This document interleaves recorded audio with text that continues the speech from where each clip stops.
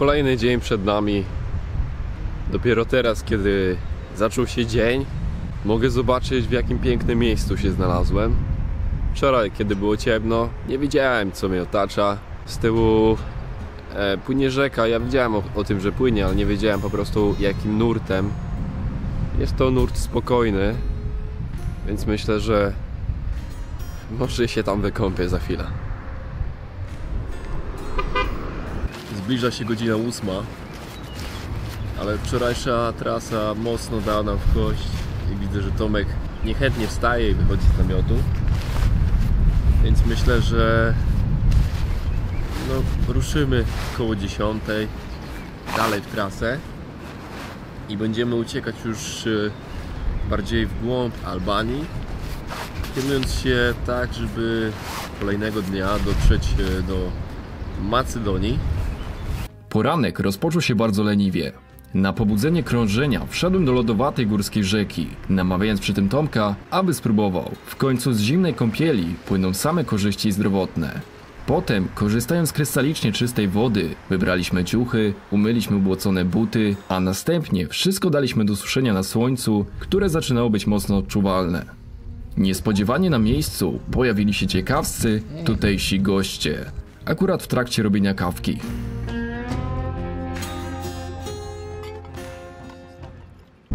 Szef kuchni w akcji. Co dzisiaj polecasz na śniadanie? Jajecznica na wodzie z rzeki. Sos musztardowy. Jajecznica już była w GS-ie w wczorajszej brawurowej jeździe.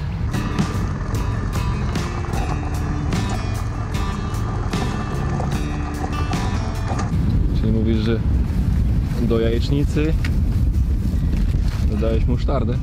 Dałem musztardę. Dodam trochę soli. Trochę brudu z patelni. I ogólnie jeszcze dodam pieprz. Stanowisko sobie zrobiłeś niczym mur berliński. Uczyłem się murarstwa, chłopie, z 10 lat temu, nie? Zobacz. Jaka popelina.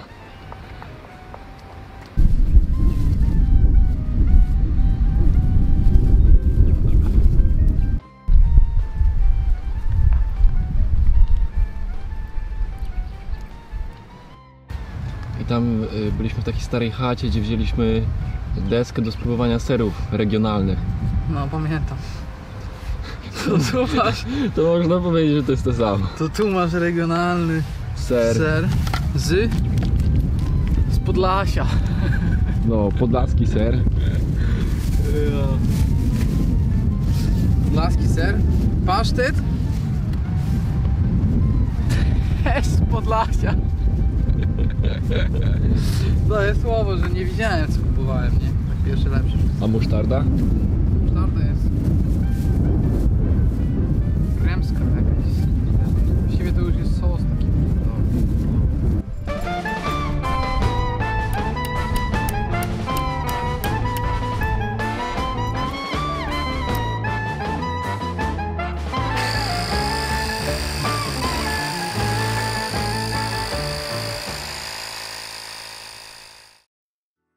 Czas, jaki przeznaczyliśmy na poranne porządki, niewątpliwie przełożył się na start naszego wyjazdu, który rozpoczął się z chwilą wybicia na zegarze godziny 13:30. Mój plan zakładał trasę od 200 do nawet 300 km albańskich dróg. Nie była to konkretna liczba, ponieważ brałem poprawkę na to, że w razie utrudnień wskoczymy w plan B, czyli rezygnacja z drogi SH22 i SH23 na poczet krótszego odcinka.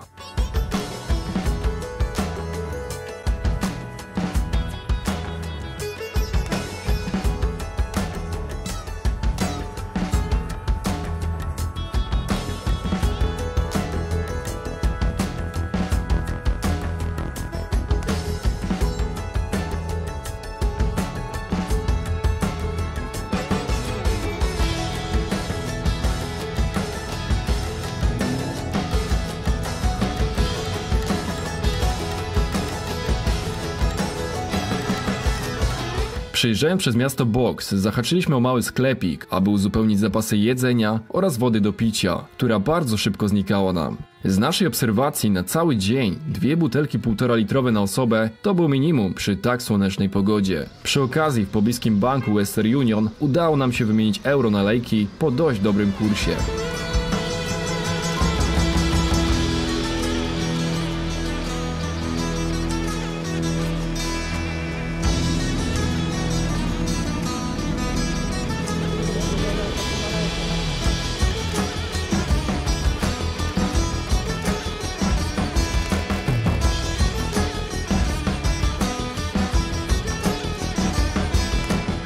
Wiele czytałem i też słyszałem na temat albańskiego ruchu drogowego, który znacząco odbiega od tego choćby w Polsce. I to też doświadczyłem na własnym przykładzie niejednokrotnie. Styl jazdy tutejszych mieszkańców porównywalny jest z tym tureckim. Czyli na skrzyżowaniach nie można być zbyt pewnym siebie, nawet gdy ma się zielone światło, a na rondzie teoria zamienia się w praktykę. I zwykle pierwszeństwo ma ten większy. No i warto być przygotowanym na to, że samochód może nagle zatrzymać się na środku skrzyżowania, aby kierowca mógł porozmawiać z kolegą w przeciwnym samochodzie.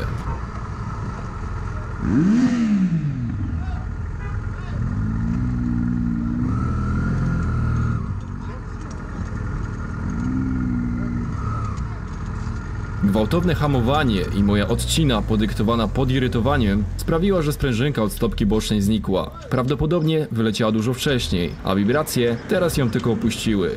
Długo nie trzeba było myśleć. Zapas gum w końcu się przydał.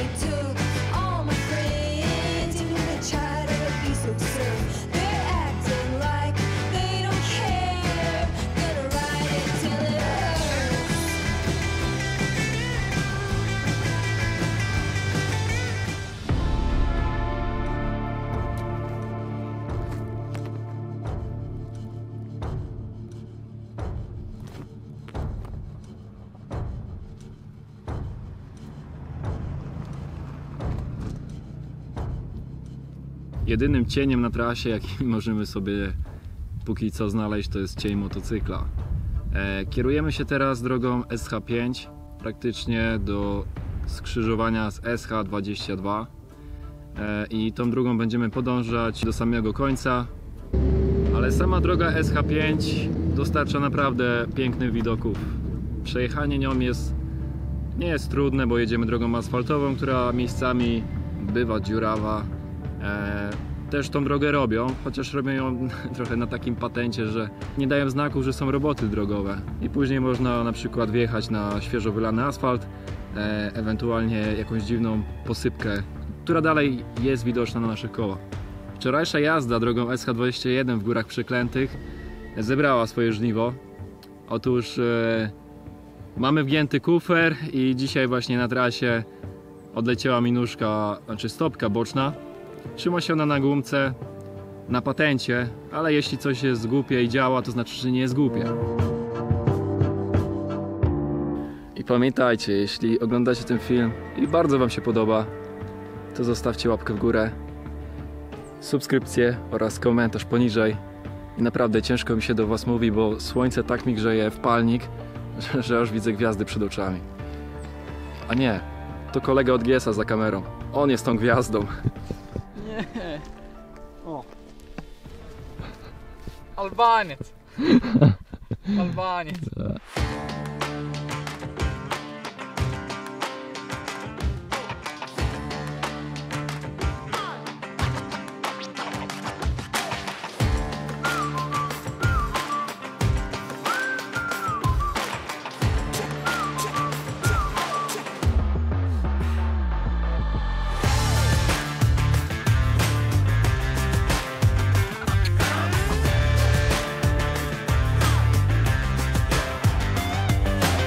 Warto wiedzieć, że nie wszędzie da się płacić kartą i należy mieć ze sobą albańskie pieniądze albo euro. Resztę i tak wydadzą w lejkach, przeważnie po normalnym kursie. Tak naprawdę zdradzę wam, że przez cały nasz wyjazd tylko raz na stacji paliw z początku drogi SH21 facet policzył nas bardzo niekorzystnie, ale nie mieliśmy wtedy wyboru, a z drugiej strony to nie były miliony, żeby się tym tak trapić.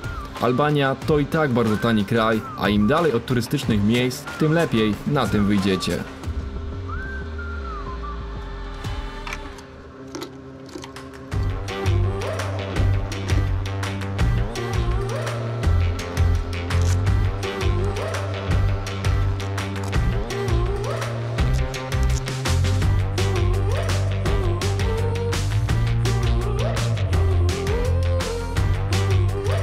Tuż przed godziną 17 dopadł nas głód. Tym razem postawiliśmy na lokalną kuchnię w mieście Fusha Ares, tuż przy drodze SH5. O tej godzinie większość lokali była zamknięta. Otwarta była tylko restauracja, w której serwowali alkohol, kilka kawiarni oraz pizzeria, którą my wybraliśmy, z lokalną albańską pizzą. Jak to do nas rzekł właściciel.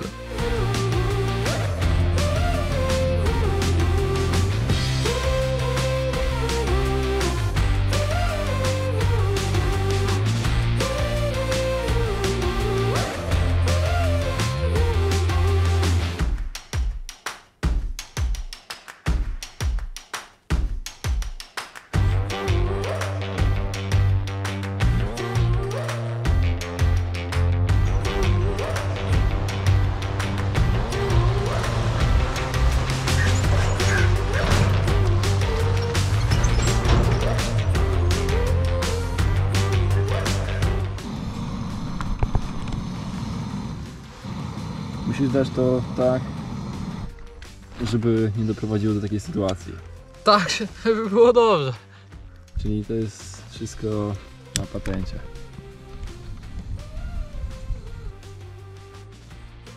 Jak ty to mówisz? I tak się żyje na emigracji. Tak. Jaki łeb czerwony, ucho, szyja, kark. Dobrze, że jutro już jedziemy w góry, jeszcze wyżej. Do innego kraju to... Tam będzie wyżej? Tam gdzie będziemy spać na dziko, będzie wyżej. Może, ja mam piwór na lato, to będzie 2000 Jak na lato sprawdzałem, jest do -9. No ale co z tego, że jest? No co, mój jest do -10 i No spałem to z się tobą w nim bez killa. połóż do -9 jak będzie. No Ja miałem zimowy śpiwór i tamten był chyba do nie wiem, 20 i zmarzł, nie? No co ja mu Dobra. powiedzieć? Nie na cebulę. Ale to inny klimat, wiesz. Bałkany.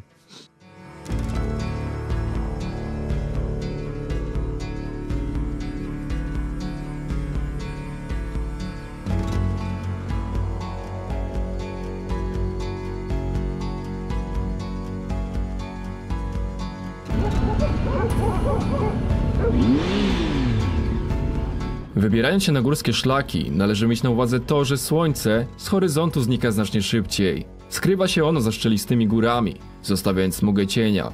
Robi się chłodniej, ale też ciemniej, co nie sprzyja motocyklowym przejazdom. Widoczność robi się słabsza, dzikie zwierzyny wychodzą na drogi, choć i te hodowlane bywają zdradliwe. Należy wystrzegać się też przybijania piątek, tak jak ja to zrobiłem. Bo jeśli puścimy film trochę wolniej, to zauważycie pokaz siły tych dwóch kolegów. I ten okrzyk, ale chyba nie zwycięski.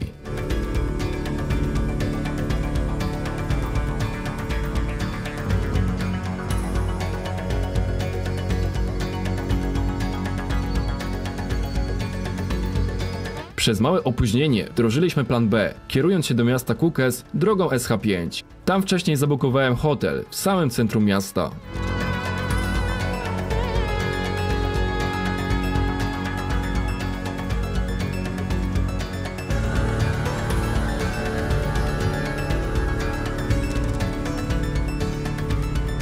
Może nie było dzisiaj tak niebezpiecznie jak wczoraj, ale uwierzcie mi, potrzebowaliśmy dnia, gdzie można by wziąć głębszy oddech i mniej się stresować. No i w końcu po 3 nocach spania na dziko, zatrzymaliśmy się w hotelu z wygodnym łóżkiem oraz prądem.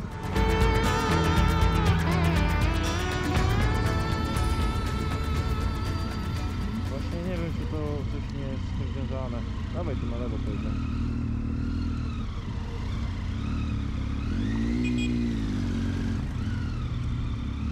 Zaczynamy tutaj, coś się poznajdzie.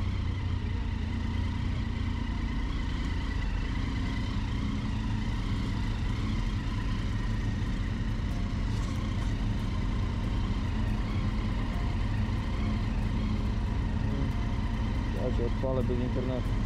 O, hotel Gialica, to tutaj.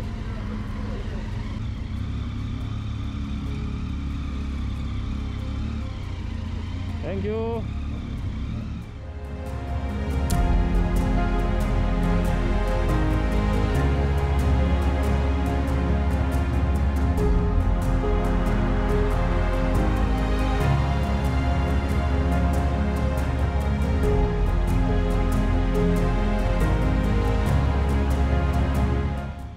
Dotarliśmy do miejscowości Kukës, przejeżdżając całą drogę SH5. Plan wjazdu na SH22 uległ zmianie, dlatego że stwierdziliśmy, że będziemy wcześniej w tym mieście aktualnie, gdzie jesteśmy. Tu weźmiemy hotel i tak jak widzicie tutaj na filmie, ja podładuję swoje baterie do sprzętu do nagrywania i przy okazji możecie po prostu zobaczyć, jak ja to robię podczas jazdy. Zawsze ze sobą włożę powerbanka, ale teraz na ten wyjazd dokupiłem drugiego powerbanka większego. Baterie do drona oczywiście zazwyczaj jest tak, że na moich większości podróżach gniazdka kontaktowe praktycznie wszystkie należą do mnie. Tutaj oczywiście ładuję GoPro Hero 9, Intercom, Interphone Tour, ale aktualnie mam problem tutaj z przejściówką, bo coś mi nie chce ładować. Powerbank. Kolejna jest to ładowarka jakaś tam z AliExpress do drona, ale ona pozwala w ciągu jakiejś tam godziny naładować 4 baterie naraz przy okazji pilota. To jest fajne naprawdę ułatwienie, proste. Druga sprawa. Przesyłanie plików wideo i zdjęć z karty pamięci. Tu wam pokażę. Na dysk twardy. Jest to dysk twardy WD 2 TB. Na tą chwilę w ciągu 4 dni zrobiłem jakieś 300 GB materiału. Dlatego przechowywanie takiej ilości pamięci, takiej ilości filmów i plików na kartach nie miałoby sensu, bo po prostu musiałbym mieć ich ze sobą sporo. Dlatego zawsze na wyjazdy włożę taki setup, czyli właśnie dysk twardy i telefon zapasowy, który służy mi też do latania dronem. A do nawigacji, do po prostu kontaktowania się z rzeczywistością mam drugi telefon, który jest tak naprawdę służy mi każdego dnia. Miejscówka to jest pokój tak naprawdę hotelowy, czy taki, no można powiedzieć, że hotelowy w miejscowości Kukës, który tak naprawdę jest fajną lokalizacją dla nas, bo jutro udamy się już do Macedonii. Pokój, jak widać, 2 łóżka pojedyncze, blisko centrum miasta. Mamy o tyle fajnie, że parking jest na takim jakby podwórku zamkniętym wielką bramą. Tam też stały motocykle na węgierskich blachach. No i jesteśmy tak naprawdę w samym centrum miasta, w którym cały czas coś się dzieje. No i wiadomo, Mercedesy tutaj przeważają.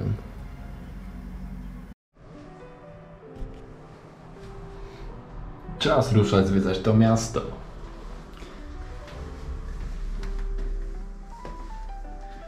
Jak tylko chłopak wstanie. Chłopak czeka na ciebie. No jak, ja przecież gotowy jestem. Ja już idę, chłopie, pieniądze wyliczyłem. Ile żeś wziął? 1300. Pokaż. Może pokażę jak to bank. To jest ile? Tam było 100.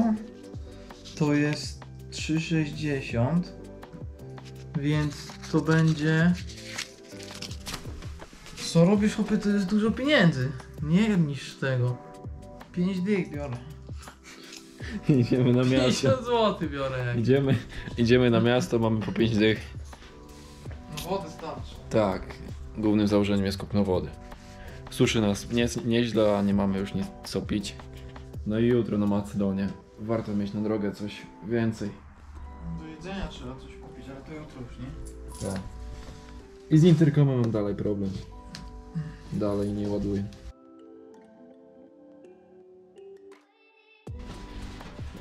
Nie jest to lokowanie produktu regionalnego, ale pozdrawiam Peję. Ja piję wodę. Tak, jak zawsze.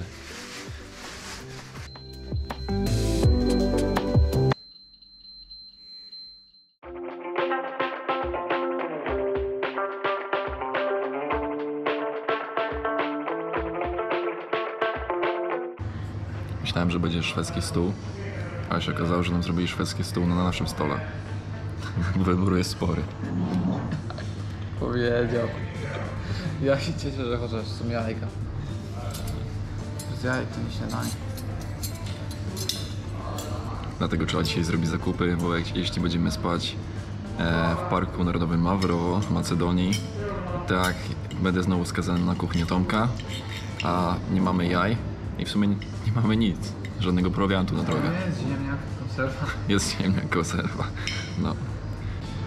Jedno zdanie, jakie wyczytałem w internecie, które warto spróbować, jest kuraci, czyli takie ala ciasto francuskie z nadzieniem lub bez. W tym przypadku dostaliśmy po prostu miód, żeby sobie pomacać. Słodkie wszystko także. Poddaję się. Dziś w Kukës słońce od początku wschodu rozpromieniło miasto, jak i nasze samopoczucie. Tak jak obfite śniadanie w hotelu Gielica, wliczone w cenę noclegu. No, poza kawą, za którą jak się okazało później, musieliśmy ekstra zapłacić. Cel jaki dziś stał przed nami to pokonanie około 200 km, w tym z tego 90 do granicy z Macedonią Północną. Aktualnie jednak należało złapać kierunek na drogę SH31, przebijając się przez centrum, które może nie było bardzo zakorkowane, ale chaotyczna jazda Albańczyków dała się we znaki.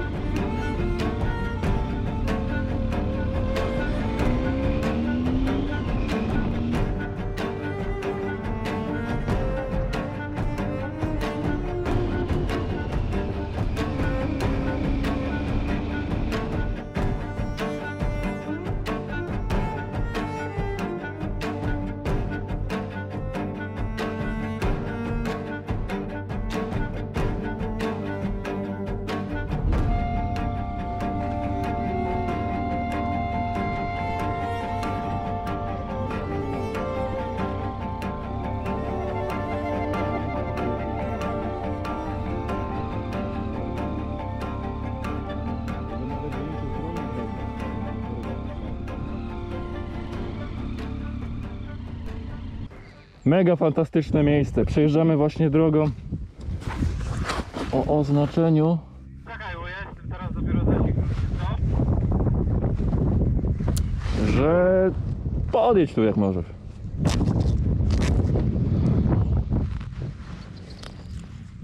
Mam pomysł na fajne zdjęcie z drona. Jakbyś postawił motocykl Czekaj, mój stoi tak. Jakoś tutaj, gdzie stoję teraz. Byśmy sobie stanęli na tych skałkach. Dron by tam wisiał, a my byśmy sobie fotkę pyknęli. No tak, żeby było... Jeśli mój jest pod nic w kosie, no to twój tako, żeby był. Może bardziej... Takowo w kosę. Jeśli nie będzie, to nie będzie problemu. With a piece in my hand and bloodshot eyes, I walked to the water for a last goodbye. He begged so much, it clouded my mind. One thing's clear, the man's gotta die. Man makes right, so he said, when he held all the keys over our head. I lived in that grip, but now he'll learn at the end with the tables turned. Takowo, urwało. Lord, forgive me. Take me on down the river where the guilt can't find a red-handed sinner. On where the grave can't cry out, 'cause I done wrong. Down the river with a hand on a Colt and a finger on the trigger, and long before dawn they try to find me. So take me on down.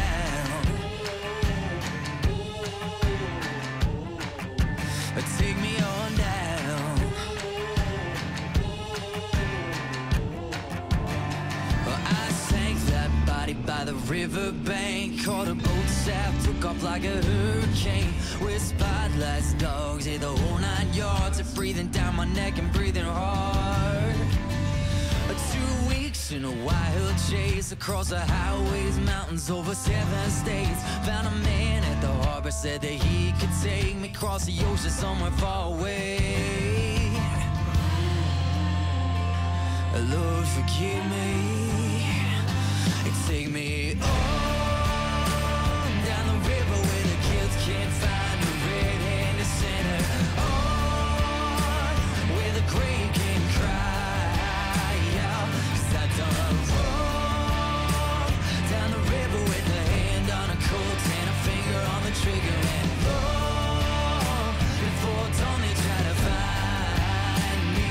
So take me on down. Zatrzymaliśmy się na trasie przy monumencie. Jest to jakiś monument żołnierzy albańskich z chłopami. Przy okazji czas pokazać wam moją apteczkę, tak z grubsza, która znajduje się właśnie w jednej z torb GV T513. Jest ona dość pojemna, dlatego moja poprzednia apteczka zamieniła się w tą apteczkę. Tutaj mam całe jakby tabletki, jakie są potrzebne, od pyralginy po solpadeninę, węgiel, witaminę C. Mam. Witamina C jest to lek, kwas askorbowy. Dodatkowo adrenalina, bo jestem alergikiem, mam uczulenie na osy i szerszenie, a warto po prostu w moim przypadku mieć to zawsze pod ręką, jakby coś się miało stać. Dodatkowo staza służy do ucisku nogi, ręki, kończyny bynajmniej, w razie mocnego krwotoku. Opatrunek, dużo gaz mam. Właśnie chcesz tą gazę? Chusta trójkątna. A wezmę, dawaj. Już ci daję. Gaza opatrunkowa, proszę. Na ten wyjazd głównie przygotowałem się lepiej, jeśli chodzi o medykamenty, ponieważ zdałem sobie sprawę, że dużo jeździmy właśnie po takich terenach, gdzie o pierwszą pomoc czy dojazd służb ratunkowych może być ciężki ogólnie dostęp, albo po prostu możemy długo czekać, a tak naprawdę zaczynają się działania takie w stosunku do... Feliciano. No dobra. Trzeba się doładować witaminą C, 1000 mg. Tomek dostał porcję 2000 mg, bo jest mocny. Ja wolę... Do mnie do kufra jest otwarty. No i zatrzymaliśmy się tutaj właśnie przed tym monumentem. Za chwilę drona puszczę, to zobaczycie, jak to miejsce pięknie wygląda. Jak zresztą cała nasza trasa. która przebiega pomyślnie.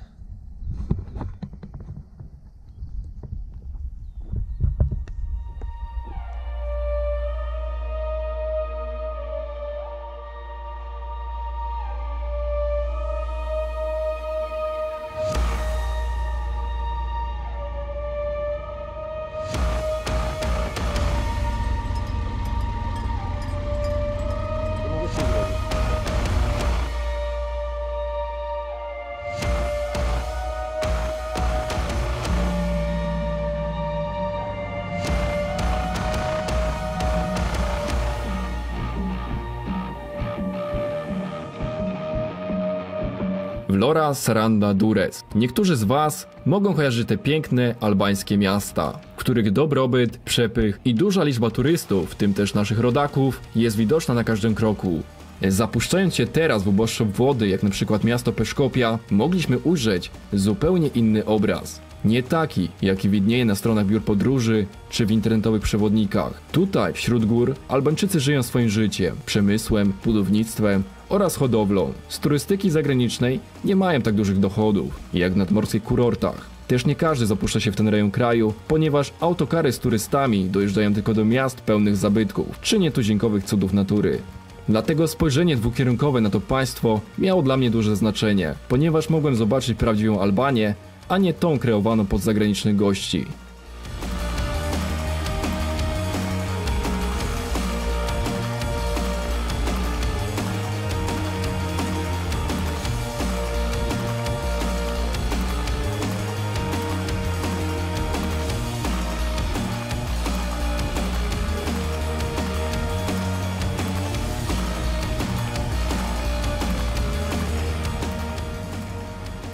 Na granicy spokój. Strażnicy sprawdzili tylko nam dowody osobiste oraz rejestracyjne pojazdu, po czym mogliśmy poczuć zapach nowego otoczenia i palonych śmieci na wysypiskach, które były już widoczne na samym wjeździe. Serio, nie tego się spodziewałem.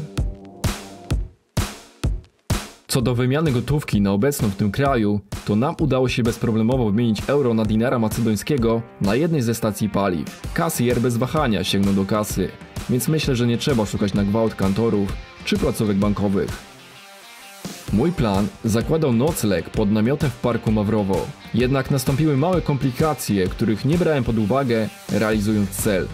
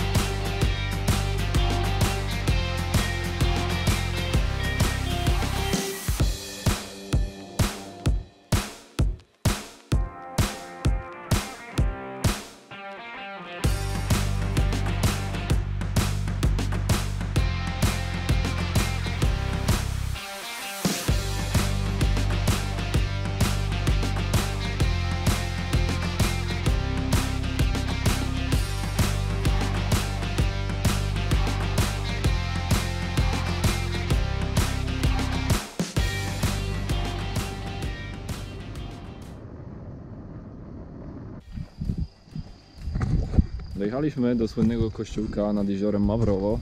Niestety dojazd chyba jest tam jakiś osiągalny, da się tam wjechać, bo stoi tam jakiś Passat, ale ludzie tam widać, że remontują ten kościółek.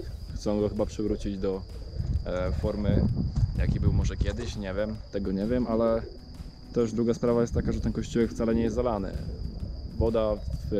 Woda w tym zbiorniku wodnym jest niska i dlatego tafla wody nie sięga tego kościółka. Także trochę zdjęcia w internecie zostały przekoloryzowane, ale my widzimy to tak, jak jest teraz i tak jak teraz chcę Wam właśnie to pokazać. Kościółek ten stał się symbolem regionu w momencie budowy elektrowni wodnej i sztucznego jeziora, które doprowadziły do jego zatopienia. Stał się przy tym atrakcją turystyczną, która i mnie sprowadziła tutaj.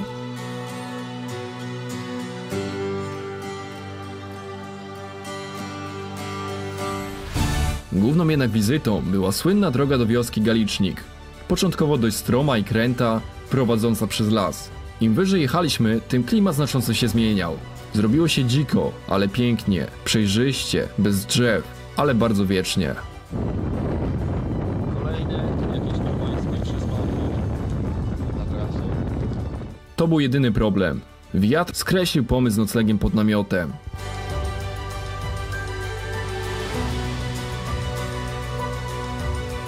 Tutaj poczułem się na tyle wolny, że bieganie w kombinezonie stało się przyjemnością. Ale gdy już stanąłem na szczycie i ujrzałem widok przed sobą, to wiedziałem. Kolejny cel został osiągnięty i Park Mawrowo mogłem odhaczyć z mapy.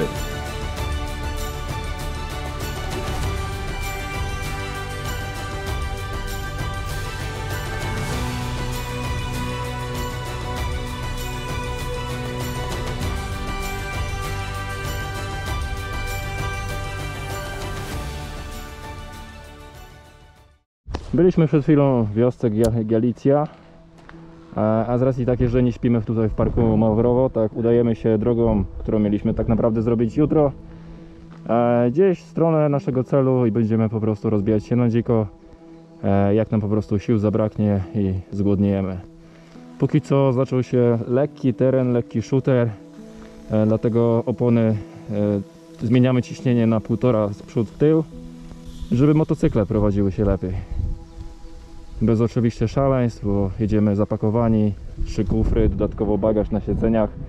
Wiadomo, motocykle w takich warunkach po prostu ciężej się prowadzi, czy łatwiej jest doprowadzić do wywrotki. Wiadomo, wszystko zależy też od umiejętności, jakie mamy, ale my nie jesteśmy tutaj na wyścigach. Jedziemy po to, by przeżyć fajną przygodę, fajnie się bawić, ale też bezpiecznie z głową, bo jesteśmy w obcym kraju, daleko, daleko od domu.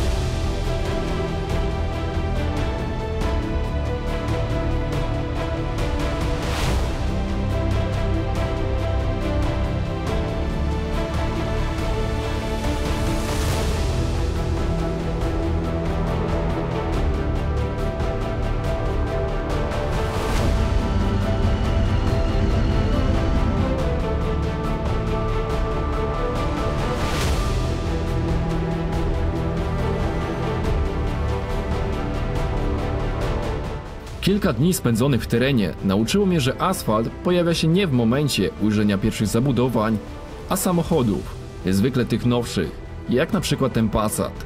No bo kto chciałby tłuc na takim szlaku tego typu auta?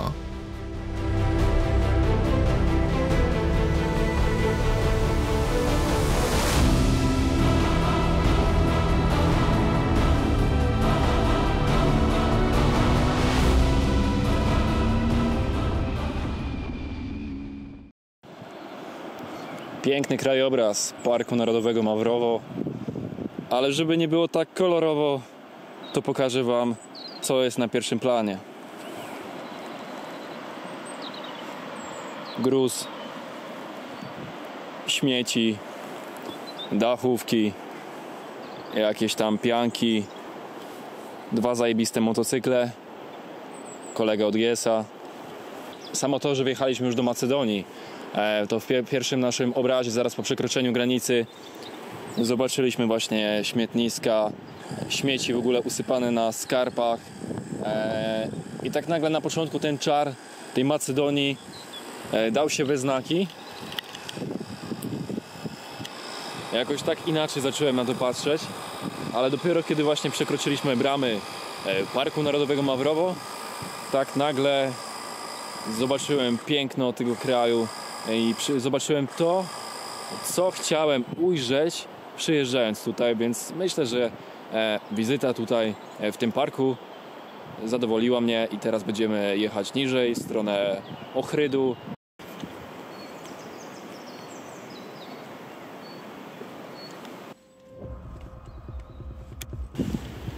Nigdy nie mów nigdy.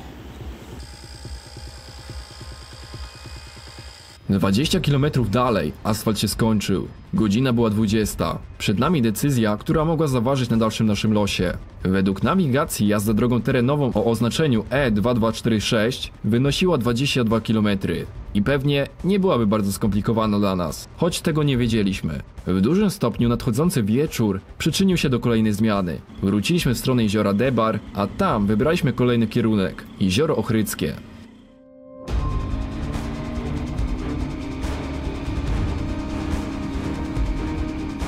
Kiedy zrobiło się już ciemno, poczułem mały lęk. Głównie przez to, że jechaliśmy cały czas wąskimi, stromymi dróżkami, przejeżdżając przez ciemne wioski, w których dominowały oświetlone meczety oraz słyszalne było nawoływanie do modlitwy z minaretu.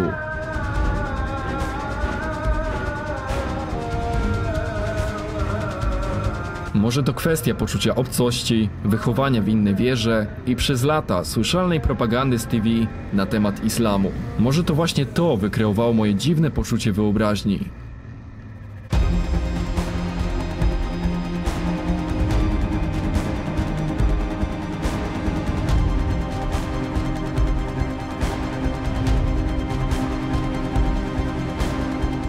Minęło wiele kilometrów, zanim dojechaliśmy do miasta. Na pobliskiej stacji benzynowej zatankowaliśmy motocykle i zabukowaliśmy na szybko nocleg w mieście Struga. Polecił na mnie kasjer ze stacji paliw, który też udostępnił nam swój internet.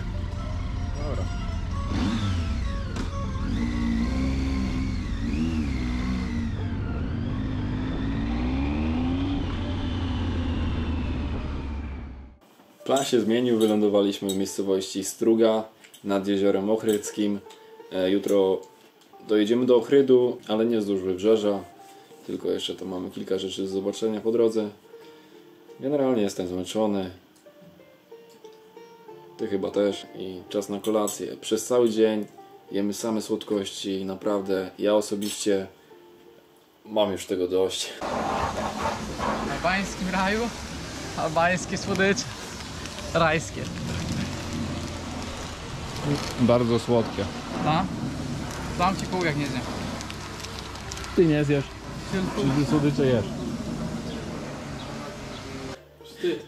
Ile można jeść ciastka, batony. Jak możesz? Jak możesz jeść tyle słodyczy? No dziwne. Kto jest kucharzem na mojej trasie, na mojej wyprawie? Ja słodyczy nie gotuję, koluniu. No tak, ale sam mi namawiasz na kupno lodów, batonów. Ale dobra, nadrobił tą sytuację. Jest kolacja, jest jajecznica Warzywami. z warzywami, Pomidorem. papryka, pomidor. I przyprawę. Dokładnie. To już koniec odcinka drugiego. W następnym udamy się na południe Macedonii Północnej, kierując się na pewne wzgórze, tuż nad miastem Bitola. Później pokonamy piękną drogę P504, a kolejną noc spędzimy w mieście Ochryda. Wraz z kolejnymi dniami wrócimy do Albanii. Dzięki za obecność.